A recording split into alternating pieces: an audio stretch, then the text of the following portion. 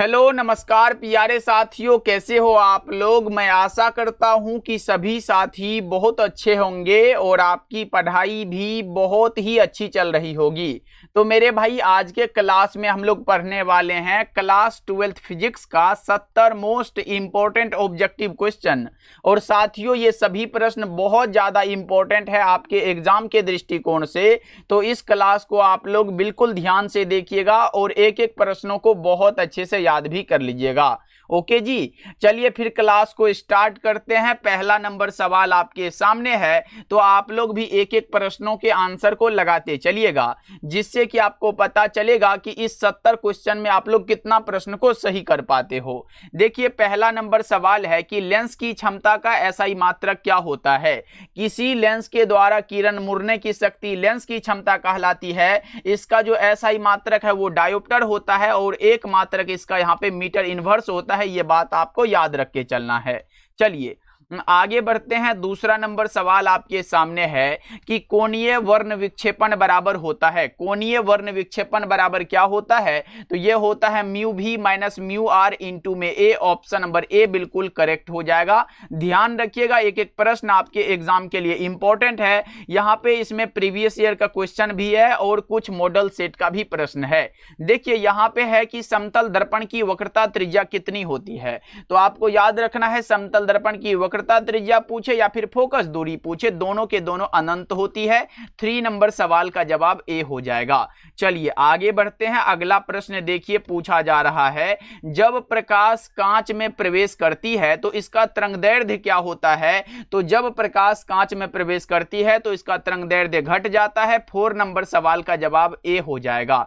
चलिए आगे बढ़ते हैं। अगला प्रश्न देखिए आपके सामने आ चुका है, क्लेडिंग का अपवर्तनांक जो है क्रोड के अपवर्तनांक से क्या होता है। तो क्लेडिंग का अपवर्तनांक क्रोड के अपवर्तनांक से कम होता है। 5 नंबर सवाल का जवाब ऑप्शन नंबर ए हो जाएगा। ध्यान रखिएगा ये यहाँ पे इंपॉर्टेंट है।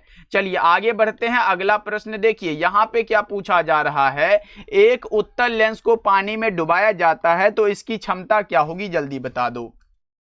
एक उत्तल लेंस को यहाँ पे पानी में डुबाया जाता है तो इसकी क्षमता आप लोग क्या बता के चलोगे, घट जाती है। ऑप्शन नंबर बी बिल्कुल करेक्ट हो जाएगा। चलिए आगे बढ़ते हैं। अगला प्रश्न आपके सामने आ चुका है कि पानी के अंदर हवा का एक बुलबुला किस लेंस की तरह व्यवहार करता है।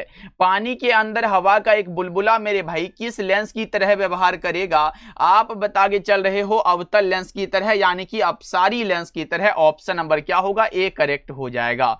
चलो आगे बढ़ते हैं। अगला प्रश्न देख लो आपके सामने है, जिसके द्वारा नेत्र लेंस की मोटाई परिवर्तित की जा सकती है वह क्या है। बता के चलो कि जिसके द्वारा नेत्र लेंस की मोटाई परिवर्तित की जा सकती है उसका नाम होता है सिलियरी मांसपेशी। ऑप्शन नंबर सी बिल्कुल करेक्ट हो जाएगा। यहां पर एक बात आप लोग बता के चलिएगा कि मनुष्य के आंख के किस भाग पर जो है प्रतिबिंब बनता है, ये कमेंट करके बताइएगा, और कैसा प्रतिबिंब बनता है ये भी आप लोग कमेंट करिएगा। चलिए आगे बढ़ते हैं। अगला प्रश्न देखिए।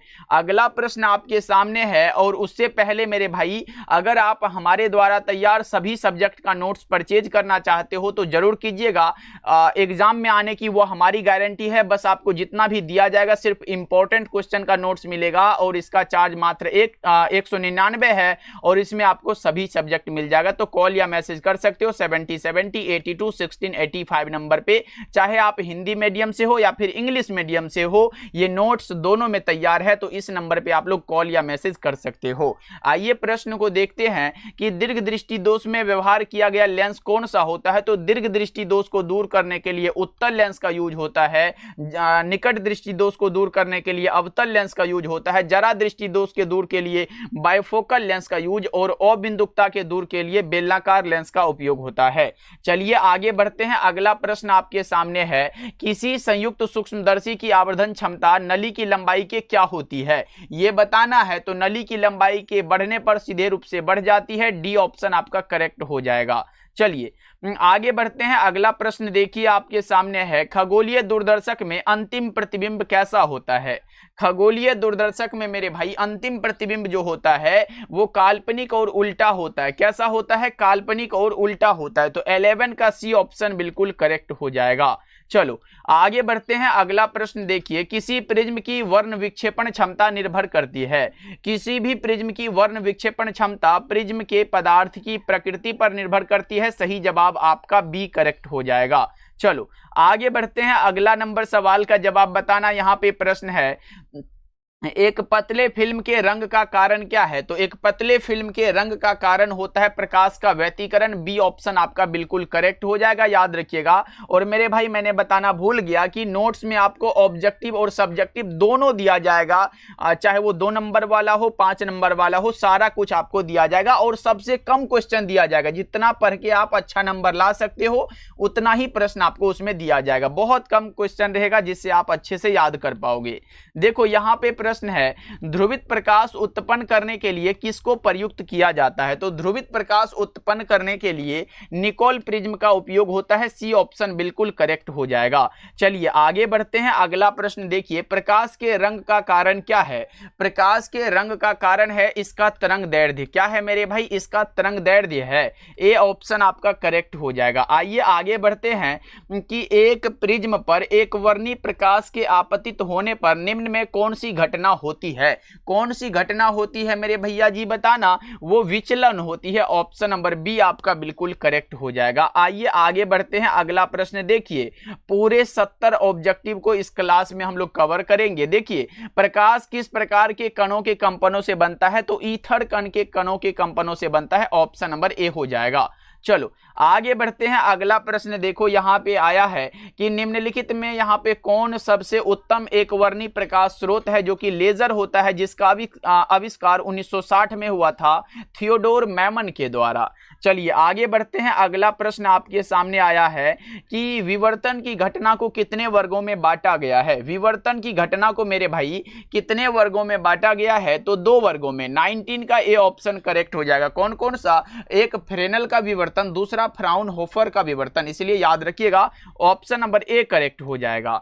चलो आगे बढ़ते हैं। अगला प्रश्न देखिए, गैसें चालकता तब प्रदर्शित करती है जब दाब कम किया जाता है। मेरे भाई दाब कम किया जाता है। बी ऑप्शन आपका करेक्ट हो जाएगा। चलो आगे बढ़ते हैं। अगला प्रश्न देखिए आपके सामने है कि प्रकाश विद्युत में उत्सर्जित फोटो इलेक्ट्रॉन की गतिज ऊर्जा समानुपाती होती है। किसके समानुपाती होती है? तो आपतित प्रकाश की आवृत्ति के समानुपाती होती है। बी ऑप्शन आपका करेक्ट हो जाएगा। चलिए आगे बढ़ते हैं। अगला प्रश्न देखिए, प्रकाश से संबंधित सभी घटनाओं की व्याख्या के लिए आवश्यक है। प्रकाश से संबंधित सभी घटनाओं की व्याख्या के लिए आवश्यक होता है तरंग सिद्धांत और क्वांटम सिद्धांत। तरंग सिद्धांत दिया गया हाइगेंस के द्वारा, क्वांटम सिद्धांत मैक्स प्लांक के द्वारा। सी ऑप्शन आपका बिल्कुल करेक्ट हो जाएगा। चलिए आगे बढ़ते हैं। अगला प्रश्न है कि प्लांक नियतांक का एसआई मात्रक क्या होता है? तो आपने ये बात पढ़ा होगा भैया, E बराबर एच न्यू होता है। एच अगर निकालोगे तो E बटा में भी होता है। ऐसे करके निकाले हो अगर, तो ये हमारा E क्या है भाई? E है ऊर्जा। क्या है? ऊर्जा है, बटा में भी क्या है? आवृत्ति है। तो अब बता दो क्या हो जाएगा? ऊर्जा वाला का आपने भैया जूल लिख दिया, आवृत्ति का सेकंड इनवर्स होता है। इसको ऊपर करोगे तो जूल सेकंड बचेगा। ऑप्शन नंबर ए आपका बिल्कुल करेक्ट हो जाएगा। क्या बात है मेरे भाई? ऑप्शन नंबर ए लगा दो। नेक्स्ट प्रश्न क्या है आपके सामने? हाइड्रोजन परमाणु के स्पेक्ट्रम की सफल व्याख्या किसने की? हाइड्रोजन परमाणु के स्पेक्ट्रम की सफल व्याख्या करने वाले थे कौन मेरे भाई? वो थे यहाँ पे बोर। ऑप्शन नंबर सी यानी कि नील्स बोर थे। ओके चलो, और एक बार सभी साथी क्लास को लाइक कर लीजिएगा। और मेरे भाई अगर आप नए नए जुड़ रहे हो तो सब्सक्राइब कर लीजिएगा। डेली क्लास होता है शाम के 7 बजे और शाम के 8 बजे। सब्सक्राइब रहेगा तो नोटिफिकेशन आपको मिल जाएगा, इसलिए सभी साथी ऑल पे सेलेक्ट कर लीजिएगा सब्सक्राइब करके। देखो, द्रव्यमान ऊर्जा के समतुल्य है, सही संबंध क्या हो जाएगा? आपने आइंस्टीन का द्रव्यमान ऊर्जा समतुल्यता संबंध पढ़ा होगा। E बराबर mc² होता है। सी ऑप्शन आपका करेक्ट हो जाएगा। चलिए आगे बढ़ते हैं। अगला प्रश्न आपके सामने है, सूर्य की ऊर्जा का कारण क्या है? तो सूर्य की ऊर्जा का कारण नाभिकीय संलयन है। क्या है मेरे भाई? नाभिकीय संलयन है। बी ऑप्शन करेक्ट हो जाएगा। चलो आगे बढ़ते हैं। अगला प्रश्न देखिए यहाँ पे, हाइड्रोजन बम किस सिद्धांत पर आधारित है? हाइड्रोजन बम मेरे भाई किस सिद्धांत पर आधारित है? नाभिकीय संलयन पर। ऑप्शन नंबर कौन सा हो जाएगा? ए करेक्ट होगा। अगर परमाणु बम पूछेगा तो नाभिकीय विखंडन पर। याद रखिएगा, ये इंपॉर्टेंट है, एग्जाम में आ सकता है। चलिए आगे बढ़ते हैं, अगला प्रश्न है 99 का द्विआधारी तुल्यांक में क्या हो जाएगा। मैंने निकालना बताया है मेरे भाई, आप लोग निकाल सकते हो क्या 99, यानी कि भैया यहां पे कर सकते हो आप, ये करोगे कि 49 दुना के क्या होता, पहले आप यहां से 2 से भागा लगाते चलना। देखो यहां पे 49 दुना के क्या होता, 98 होता है, तो आप 49 लिख दोगे, फिर शेष कितना बचेगा, 1 बचेगा। फिर 2 से लगाओगे, 24 दुना की 48 होता है, शेष 1 बचेगा। फिर 2 यहां पे 12 दुना 24 हो गया, शेष 0 बचेगा। फिर देखो 2 छके 12, शेष 0 बचेगा। फिर 2 तिहाई 6, शेष 0 बचेगा। फिर लगेगा क्या, 2 एकम 2 हो जाएगा और शेष 1 बचेगा, यानी कि 110011 110011 कहीं ना कहीं ऑप्शन नंबर ए बिल्कुल हमारा करेक्ट हो जाएगा, और सबसे आसान भी है मेरे भाई, क्योंकि हमें नीचे से ऊपर लिखना होता है। चलिए आगे बढ़ते हैं, अगला प्रश्न देखिए 15 का द्विआधारी तुल्यांक क्या हो जाएगा। 15 का निकालना बहुत आसान है, आप लोग निकाल पाओगे भैया। 2 से लगा देते हैं, 7 दूना 14, शेष 1 बचा। फिर 2 से लगाएंगे, 2 तिहाई 6, शेष 1 बचा। फिर 2 से लगाओ, 2 एकम 2, यहाँ पे शेष 1 बचा। तो नीचे से ऊपर लिखना 1 1 1 1, 4 गो 1 किस में है, तो सी ऑप्शन हमारा करेक्ट हो जाएगा। चलो आगे बढ़ते हैं, अगला प्रश्न देखो अर्धचालक में विद्युत चालकता का कारण क्या है। तो अर्धचालक में विद्युत चालकता का कारण इलेक्ट्रॉन और छिद्र दोनों है, इसलिए इलेक्ट्रॉन और छिद्र दोनों हो जाएगा। चलो आगे बढ़ते हैं, अगला प्रश्न देख लो, आपके सामने आ चुका है। द्वैत प्रकृति न केवल प्रकाश में होती है बल्कि द्रव्य कणों में भी होती है, इस सिद्धांत का प्रतिपादन किसने किया। तो इस सिद्धांत का प्रतिपादन डी ब्रोगली ने किया, डी ऑप्शन हमारा करेक्ट हो जाएगा, और सबसे आसान है मेरे भाई। चलो आगे बढ़ते हैं, अगला प्रश्न देखो 1 इलेक्ट्रॉन वोल्ट बराबर क्या होता है। तो 1 इलेक्ट्रॉन वोल्ट बराबर होता है 1.6 × 10⁻⁻⁻19 जूल होता है। सही जवाब आपका बी होगा, क्योंकि ये मत लगाना, क्योंकि ये इलेक्ट्रॉन का चार्ज है। आइए हम लोग आगे बढ़ते हैं, अगला प्रश्न देखिए, यहां पे पूछा जा रहा है किसी परमाणु में ऊंची कक्षा की तुलना में प्रथम कक्षा की ऊर्जा जो है वो क्या होती है, कम होती है, अधिक होती है, बराबर होती है, या क्या होती है, बताओ। तो ये मेरे भाई कम होती है, ए ऑप्शन आपका करेक्ट हो जाएगा। चलो आगे बढ़ते हैं, अगला नंबर सवाल का जवाब बताना, निम्नांकित में किसे विभाजित नहीं किया जा सकता है, बता दो। विभाजित किसे नहीं किया जा सकता है, तो फोटोन को, क्योंकि फोटोन का विराम द्रव्यमान 0 होता है, इसे विभाजित नहीं किया जा सकता है। ध्यान रखिएगा, ऑप्शन नंबर यहां पे डी करेक्ट हो जाएगा। चलिए आगे बढ़ते हैं, अगला प्रश्न है रेडियो एक्टिविटी की घटना जुड़ी हुई है। रेडियो एक्टिविटी की घटना जो जुड़ी है न्यूक्लियस के 6 से जुड़ी है, 35 का ए करेक्ट हो जाएगा, ध्यान रखिएगा। चलिए आगे बढ़ते हैं, अगला प्रश्न देखिए, मूल गेट क्या है। तो मूल गेट है एंड और नोट। मूल गेट कौन सा है, एंड और नोट, डी ऑप्शन हमारा करेक्ट हो जाएगा। याद रखना मेरे भाई, ये बेसिक गेट एंड और नोट है, इसी से नैंड बनता है, नोड बनता है, ये सब बनता है।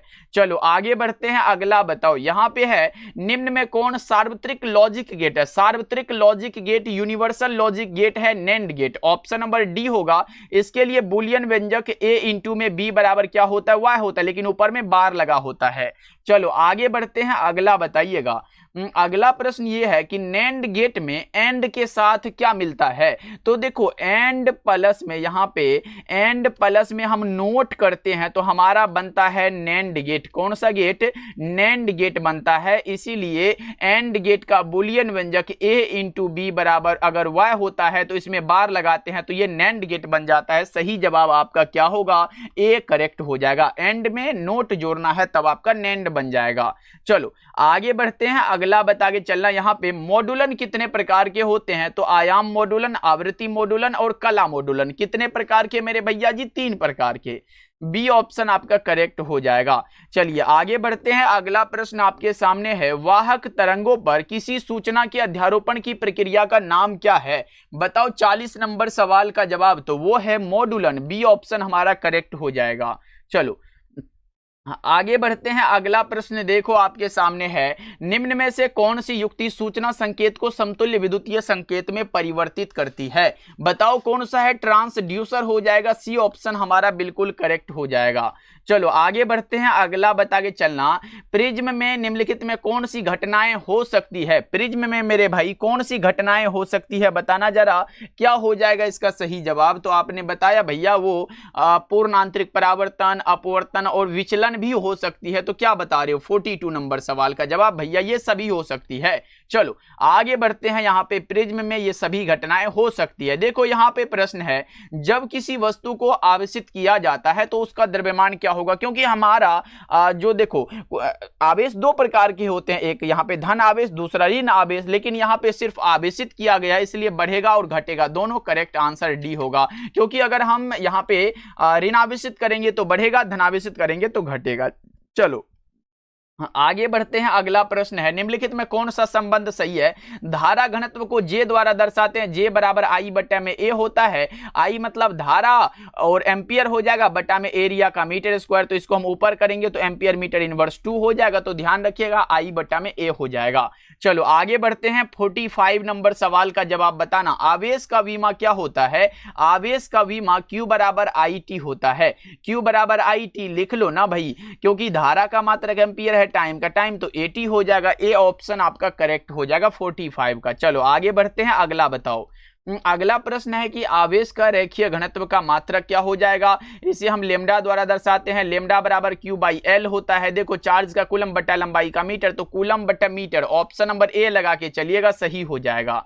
नेक्स्ट प्रश्न क्या है, 8 कूलम आवेश में यहाँ पे ऋण आवेश में उपस्थित इलेक्ट्रॉनों की संख्या क्या है। 8 कूलम ऋण आवेश है मेरे भाई। एक बार सभी साथी क्लास को लाइक कर दो, बच्चा पार्टी जल्दी जल्दी से कर दो। देखो आप ऐसे भी बना सकते हो, आपने पढ़ा होगा ना Q बराबर एन ई होता है, हमें एन निकालना है तो एन बराबर Q बटा में ई हो जाएगा। Q कितना दिया गया 8 कूलम है, तो बराबर में आप 8 लिखोगे बटे इलेक्ट्रॉन का charge 1.6 into 10 to the power minus का 19 कूलम होता है। ये देखो इसको हम ऊपर भेज दे तो 8 गुना में 10 पर पावर क्या होगा, यहाँ पे देखो माइनस हट जाएगा तो 19 बचेगा, बटा में 1.6 है तो अगर पॉइंट उड़ा दे तो 0 लग जाएगा। 16 के 16 और 16 पंचे का 80 हो जाएगा। तो ये 5 गुना 10 पर पावर 19 बच गया। कहीं ना कहीं ऑप्शन नंबर आपका ए करेक्ट लग रहा है। ओके चलो आगे बढ़ते हैं। अगला बता के चलो। अगला प्रश्न क्या है, किसी अचालक पदार्थ के गोले को आवेश देने पर वह वितरित होता है। कहां पर, तो ये कहीं भी वितरित नहीं होता, क्योंकि इसमें मुक्त इलेक्ट्रॉन नहीं होता है। डी ऑप्शन हमारा करेक्ट हो जाएगा।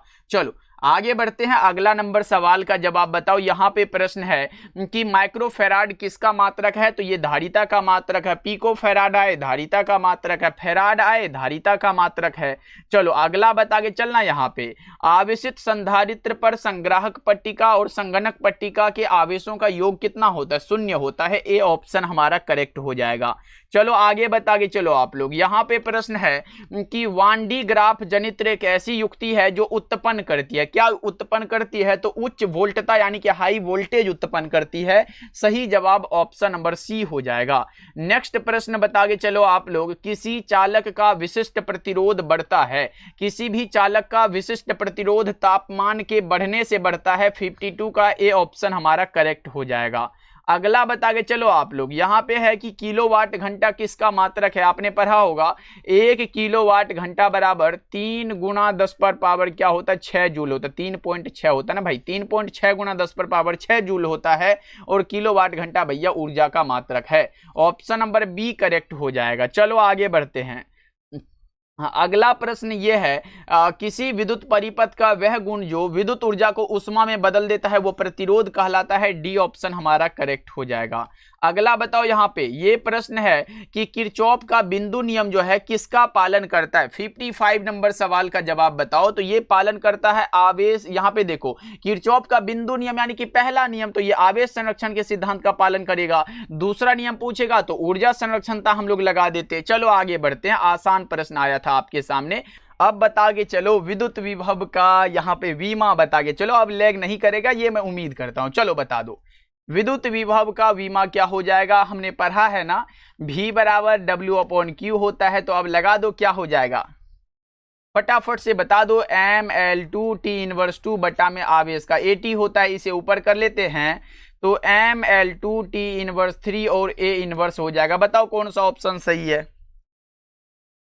56 नंबर सवाल का जवाब कहीं ना कहीं ऑप्शन नंबर ए बिल्कुल करेक्ट है। ध्यान रखिएगा आप लोग। चलो आगे बढ़ते हैं। अगला बता के चलना। प्रश्न आ चुका है कि निम्नलिखित में कौन चुंबकीय क्षेत्र की तीव्रता का मात्रक नहीं है। चुंबकीय क्षेत्र की तीव्रता का मात्रक मेरे भाई नहीं है, बता के चलो।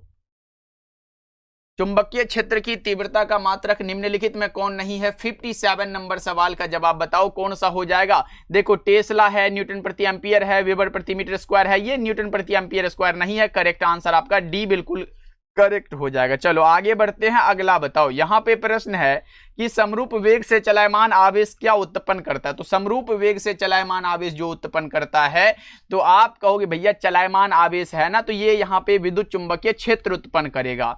चलो आगे बढ़ते हैं, अगला बता के चलना। यहाँ पे प्रश्न है कि कोबाल्ट क्या होता है? लोहा, कोबाल्ट, निकेल तीनों लौह चुंबकीय होता है। सी ऑप्शन आपका करेक्ट हो जाएगा। चलो आगे बढ़ते हैं, अगला प्रश्न देखो। टेस्ला इकाई होती है, तो टेस्ला किसकी इकाई है? तो चुंबकीय क्षेत्र की इकाई है टेस्ला। तो सही जवाब ऑप्शन नंबर सी लगा के चलिएगा, बिल्कुल सही है। चलो आगे बढ़ते हैं, अगला बताओ। यहां पे प्रश्न बताना क्या हो जाएगा। चलो बहुत अच्छे मेरे भाई, लगा दो क्या हो जाएगा। क्यूरी ताप के ऊपर लौह चुंबकीय पदार्थ कैसे हो जाते हैं? तो क्यूरी ताप के ऊपर अगर आप जानते हो कि लौह चुंबकीय पदार्थ अणुचुंबकीय बन जाते हैं, ए ऑप्शन आपका करेक्ट हो जाएगा। चलो आगे बढ़ते हैं। प्रत्यावर्ती धारा परिपथ में शक्ति केवल व्यय होती है किसमें? ये किसमें व्यय होती है? तो केवल प्रतिरोध में, ए करेक्ट हो जाएगा।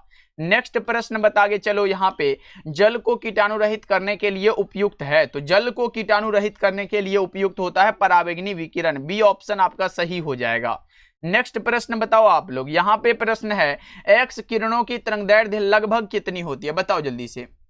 एक्स किरण का तरंगदैर्घ्य 1 एंगस्ट्रम के बराबर होती है। सही जवाब आप लोग ऑप्शन नंबर ए लगा दो। नेक्स्ट प्रश्न है कि निम्नलिखित में कौन विद्युत क्षेत्र की तीव्रता का मात्रक नहीं है? तो देखो ये भी है, ये भी है, लेकिन यहाँ पे नहीं है पूछा है, तो वेबर प्रति मीटर स्क्वायर, क्योंकि ये है यहाँ पे चुंबकीय फ्लक्स का मात्रक। किसका है? तो ये चुंबकीय यहाँ पे फ्लक्स का मात्रक है, आपको याद रखना है। ओके चलो आगे बढ़ते हैं, अगला बता के चलिएगा। प्रश्न है कि हवा में एप्सिलॉन आर का मान क्या होता है? तो हवा में एप्सिलॉन आर का मान होता है 1। ऑप्शन नंबर सी करेक्ट हो जाएगा। इसे 1.0006 होता है। देखो कैथोड किरण क्या है? इलेक्ट्रॉन है, group of electron. A option आपका सही हो जाएगा। आसान प्रश्न है मेरे भाई। देखो यहां पे प्रश्न है निम्नलिखित में कौन सोडियम का कार्यफलन है? सोडियम का कार्यफलन कितना होता है बताना जरा सा, जल्दी बता दो। ये 2.75 electron volt. Option number C बिल्कुल करेक्ट हो जाएगा। नेक्स्ट प्रश्न बता के चलिएगा। वोल्ट मीटर क्या मापता है? तो वोल्ट मीटर मापता है विभवांतर को। आपका सही जवाब बी हो जाएगा और सबसे आसान है। चलो अगला बता के चलना, और इस क्लास का लास्ट सवाल है कि विवर्तन फ्रिंजों की चौड़ाई व्यतिकरण फ्रिंज के क्या होती है? तो समान नहीं होते, क्योंकि अलग अलग है दोनों। ऑप्शन नंबर बी हमारा करेक्ट हो जाएगा। बच्चा पार्टी अपना स्कोर बताना 70 में कितना सही हुआ, और ये क्लास कैसा लगा ये भी कमेंट करके बताइएगा सभी साथी। ओके।